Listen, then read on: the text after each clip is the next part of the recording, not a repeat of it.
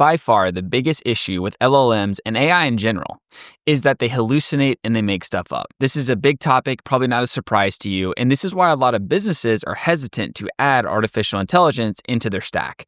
Because, for example, they cannot be a law firm using AI and have the AI make up cases where they then go to court, present those cases, and lose because they brought hallucinated data into the mix. And this is just one example. Whether you're talking about customer support, whether you're talking about sales, or whether you're just an employee and you're using this for your job, you cannot afford to have AI hallucinate. And so that is why this video is so important. I'm going to be explaining how to avoid AI hallucinations, whether you're talking about building custom AI into your business, whether you're talking about making sure that it's accurate for your job, or you just want to use it for everyday life and you want to make sure the results you're getting are actually good. So this is all about RAG, Retrieval Augmented Generation. And really quickly before we jump in, if you're interested in adding AI to your business, book a discovery call with me. We can talk about what problems you're facing, and I'll help you understand what ways AI can actually solve those problems. The most simple way to think about RAG is that it is essentially grounding your AI in truth. So if I ask the AI a question, it's going to go through all of its training data. If you have web search enabled, it might search on the web.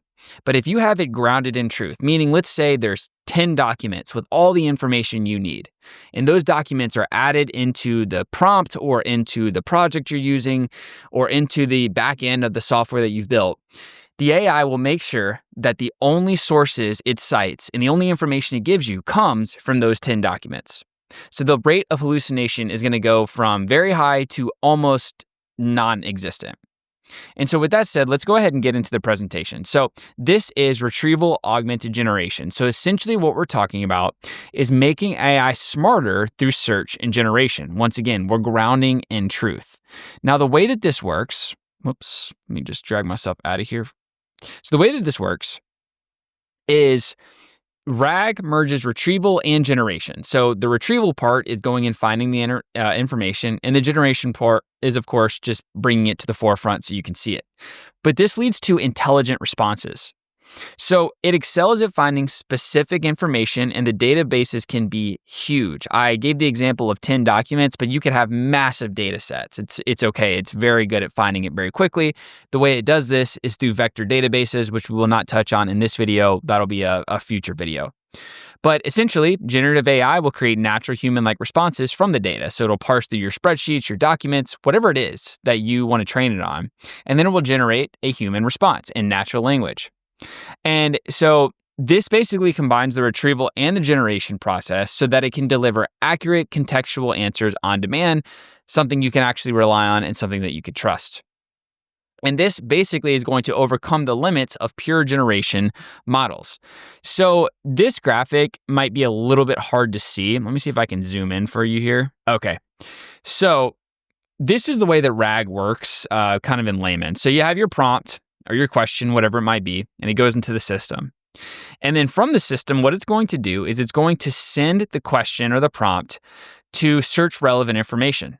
And so what that looks like is the knowledge sources that we talked about. And it's going to reference the knowledge sources, it's going to comb through the data, and it's going to come back with relevant information for enhanced context. So basically what it's doing is it's adding context to your prompt. So you have the prompt, and instead of it having to parse through all the training data or all the internet, it grounds it in this knowledge. And this knowledge is what we call enhanced context. So the enhanced context then combines with the prompt or the query. And essentially what it does is it's going to send it to the LLM endpoint, and then it's just going to generate the text response. So from the user's perspective, it's the same thing as using ChatGPT or Gemini or Grok. On the back end, a lot more is happening. And so it might take a little bit longer to actually find the correct question, or the correct answer, because it does have to search through this knowledge base, but it's usually pretty quick. So if you want to look at this, pause this. This is really how RAG works in general. Now just bringing this back out. Okay, great. So the two core components of RAG, once again, I just want to move myself out of here.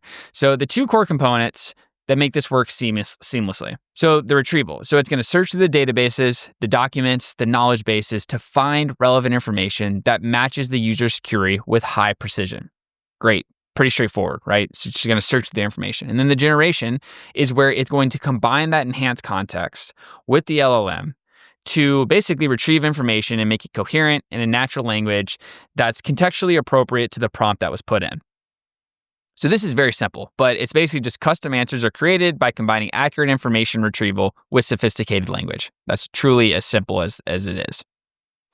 Okay, so moving on. Just going to kind of shift here depending on the slides. So we want to access up-to-date domain-specific information. And, we built a custom, it's a long story. We worked with a company that was doing custom scheduling, essentially. And a big issue was that the scheduling was getting messed up before we built the system. They were overbooking people. It was chaotic. And so the way that we did this is we essentially built a RAG system that did all of the scheduling in place of a human. So instead of a human combing through all the spreadsheets, all the information, all the data, which, humans mess up a lot. That's a lot of information. In this case, we just built the RAG engine and built the software on top of it. So it was a lot more streamlined, a lot more accurate, and a lot better results.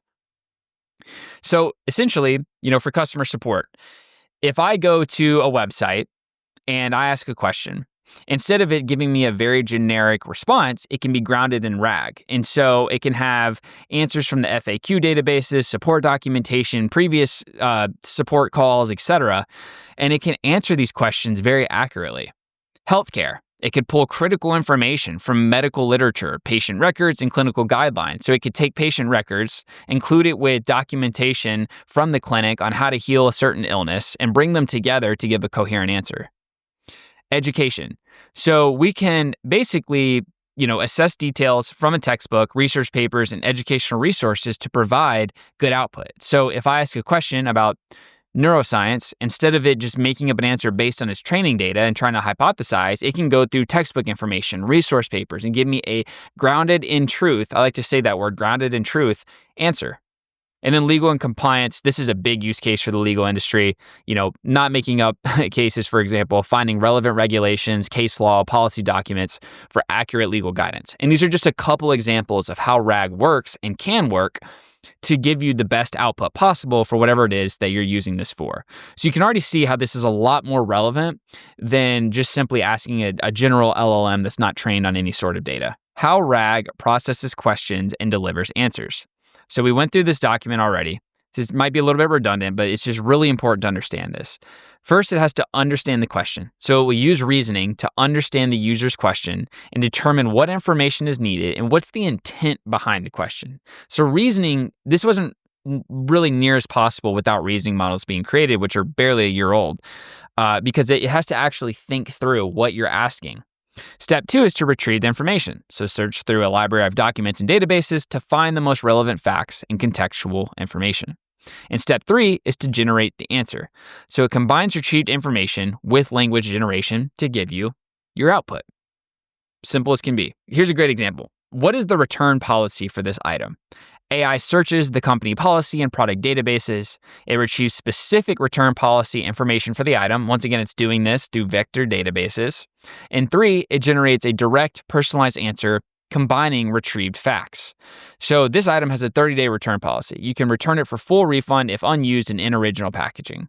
So instead of it saying a very generic response, sometimes refunds are accepted, but it depends. It's going to actually go through the documentation and it's going to be able to generate a very accurate, highly qualified response very, very quickly, I might add, which I think is very important. So this is a great example of how RAG works. So RAG delivers accuracy, reliability, and flexibility. So more accurate responses is the most important part of RAG, like we talked about. Up-to-date information is a part of more accurate responses. It's going to be more up to date. LLMs have been trained on data maybe a year ago or 6 months ago. It's not up to date. So RAG makes sure that it is up to date. It's going to significantly, if not 100%, reduce hallucinations because the answers are based on the retrieval system that we set up. So it's based on verifiable information versus synthetic data or old data. And you can basically have it be very flexible because it can handle diverse topics by connecting to specialized knowledge bases. So you have your customer service RAG system, you have your sales RAG system, and everything in between. Transparency. So it can cite sources and it can show where information came from. This is what some of the most forward-facing websites are doing now. If I ask their customer service RAG system, it will basically give me output and it will source that output so I can go read through the documentation if I want to dive deeper and I want to understand more about how it actually works. You've probably seen this already. And then to kind of put a bow on all of this, RAG represents the future of intelligent AI systems. So it combines the best of search and generation for smarter AI. It makes AI more efficient by accessing the right information at the right time. It enhances context awareness through real-time information. So practical applications exist across healthcare to customer service to your job to anything. I mean, literally anything. This is relevant because it's going to make AI more accurate, more relevant, more trustworthy. And really, this is the foundation for the next generation AI assistants and knowledge systems. Now, it is important to note there's a lot of stuff happening in this space with memory. ChatGPT just announced a new update where it will basically, if you ask it a question based on its memory, it will try to go through, it's almost like an advanced RAG system where it will go through all of your chats and it'll try to figure out what is the right answer to this question based on our history, instead of saving every single chat, which is very compute intensive. So RAG is the future of AI. And I think it will probably get a lot more efficient over the coming months and years, of course, as all these systems do. But if you run a business or you have a job or you need to give answers that are high stakes, you need to make sure that it's grounded in truth. A lot of businesses, learn this the hard way early on, that if it's not grounded in truth, you're going to get bad answers, you're going to get hallucinations, and it's going to cost you.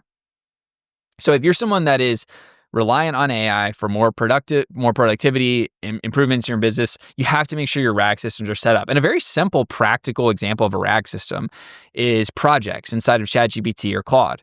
You add documentation, you add custom instructions, and that's basically the RAG system inside of those LLMs. You ask them a question, it references that data and that documentation, and it gives you output based on that, not based on its training data. So this is a very important concept to understand. If you do run a business and you're interested in exploring how RAG systems can be added to your business, definitely book a call with me because we build these all the time for different industries, different businesses, different scopes. And I just think if you're going to have AI in your business, this is 100% a must. So hopefully this video is very helpful. Like I said, I'm going to be doing a video on vector databases very soon that is very relevant. Leave a comment if you have any questions. Make sure to subscribe. And hopefully this is valuable. Got a lot more good stuff coming your way.